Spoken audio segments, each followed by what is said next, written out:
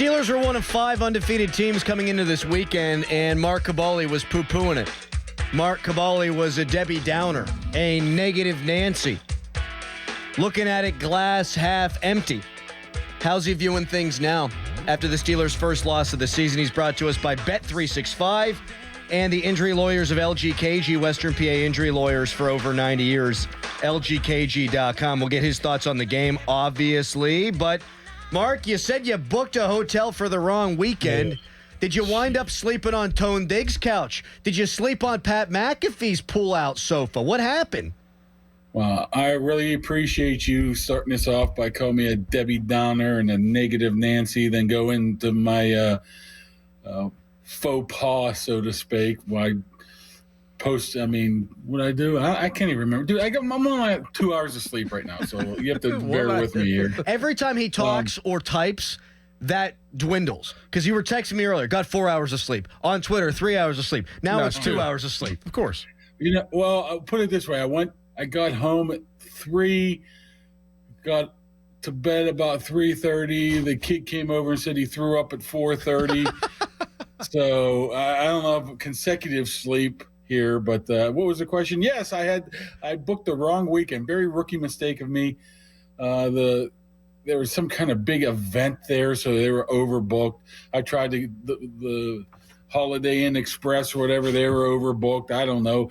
Then I finally got one. It was silence was deafening from the guys at the PMS show, baby.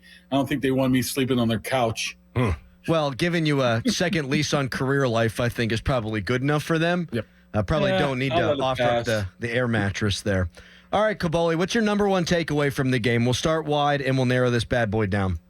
Wow. Number one takeaway is that offensive line stunk. They did not help anything out at all. I mean, I guess you could make an excuse for them. I mean, we're looking at guys with a combined 20 career starts if you take out Dan Moore with the 4 guys who was in there the majority of the game, but they did not play well. This whole team is predicated around moving people around offensively and defensively. So if I'm putting blame on somebody, offensive line would be number 1, but defensive line would be a close number 2. I mean, if you were preaching to us for years now with the Andy Weidel regime, so to speak, bringing it from Philly to be a team in the trenches that move people, you can't have performances like that against the Colts. You know what, Mark? I've said all morning long that the way I feel about Fields now makes the loss not so bad because I think we got another data point here and we know that he can bring a team back. That being said, I thought the Steelers would lose the game. I never thought they would get dominated on both lines. I did not think it would look like that.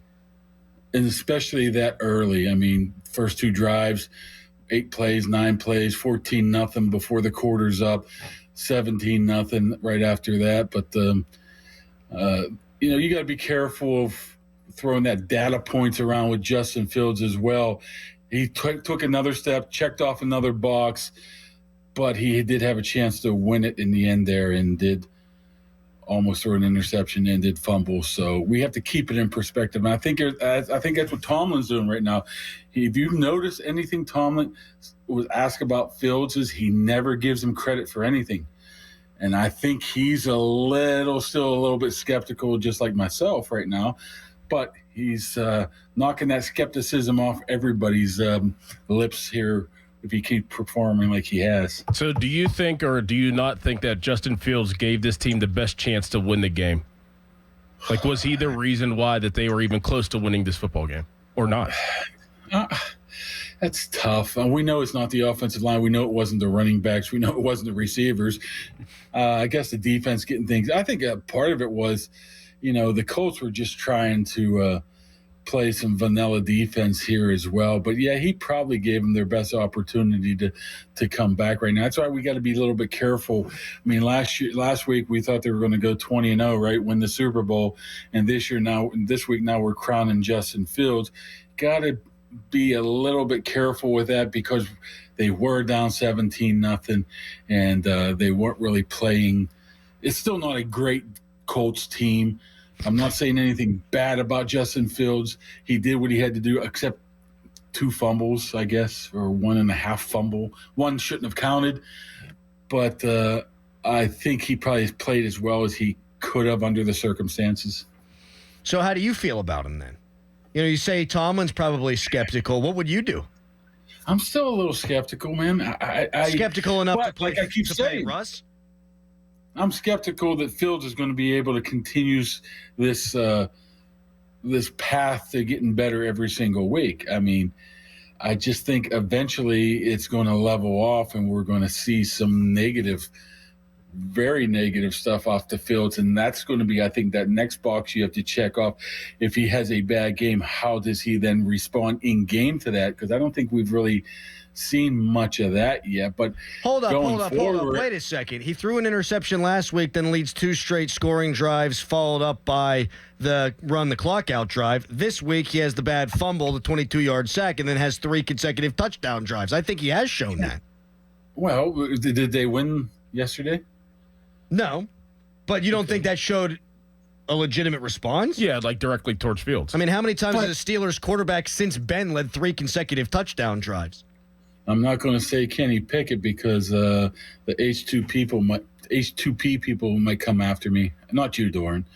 I don't know the answer to that question. I'm saying he's getting better. But I still have that in the back of my mind of the 3 prior years you've seen him in Chicago. I mean, maybe that's just a me thing. But I'm not 100% sold on like some people are yet. I mean, he's their best option right now. I wouldn't move him. I wouldn't take him out of the lineup for any reason right now. But if you put together, there was times yesterday during that game you were thinking, okay, is this it? I mean, this is Justin Fields' last hurrah. Were they going to Russell now? I mean, admit it, Crowley. You were thinking that at times. No, I gave him a mulligan before the game. He was able to rebound. I gave him a mulligan before the game. He was 3-0.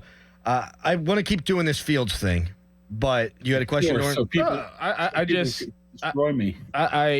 So is there a part of you, Mark, that expects tomorrow during the Mike Tomlin press conference that he might say that Russell Wilson is healthy and it could be him?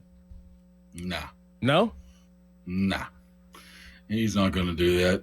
He's not going to do that, especially coming off of a loss like that and putting pressure on him, probably what he deems unnecessary pressure for a Sunday night audience. There's absolutely no way. I wouldn't think that Tomlin would come out and do it. Honestly, I think you're going to have to look, weeks and weeks down the field where it becomes impossible to keep saying Russell Wilson is injured before he has to make a decision.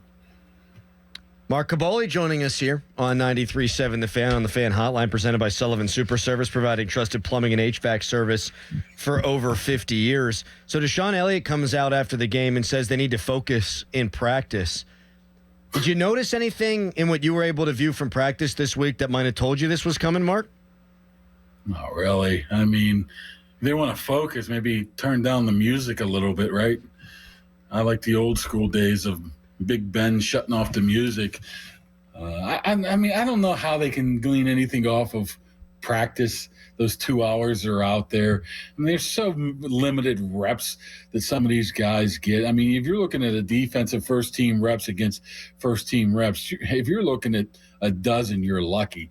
So I don't know how you can determine you have a lack of focus because of that. Maybe lack of focus in the meeting rooms, maybe somewhere else, but I don't think on the field. But obviously he must have thought something if he's saying it. I mean, Deshaun Elliott's a guy who's not going to hold back with his thoughts or his emotions. So if he felt that way, there's probably something real. But me, from just a bystander, I mean, it's impossible to tell. Mark, you stated earlier that the D-line got pushed around, and that's what we've been talking about majority of the show, of the D-line just not being physical and getting taken advantage of.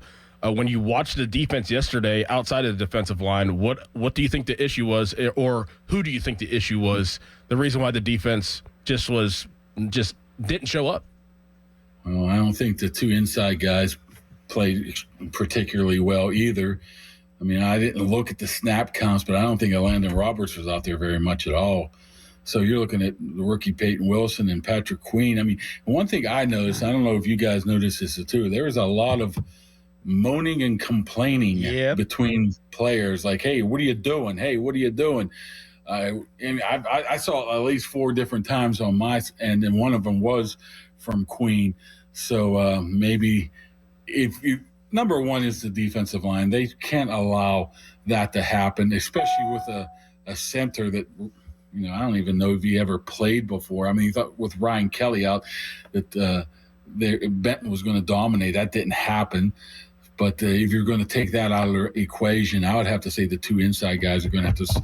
The tackling was terrible too for the first time all year too, and you have to believe that has something to do with the inside guys as well. How about Tomlin giving Joe Flacco the respect of a 2011 Joe Flacco? You can't have the backup quarterback go in the game and be as flummoxed by him as they were. And the way that Tomlin talked about him after the game drives me up a wall, Mark.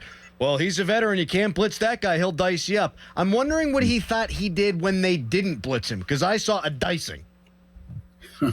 Yeah, I mean, maybe he was watching the playoff game last year or the run that he had with Cleveland last year and was thinking that applied there. I mean, he is an above-average backup quarterback. I mean, we can't deny that. And they're 2 totally different styles, which is interesting because normally you want your backup to emulate your starter style. This is total opposite. But I would have blitzed him. I would have tried to make him move out of the pocket as well. It almost like he did give him a little bit, like you said, the Super Bowl franchise quarterback, Joe Flacco. Okay, he's good.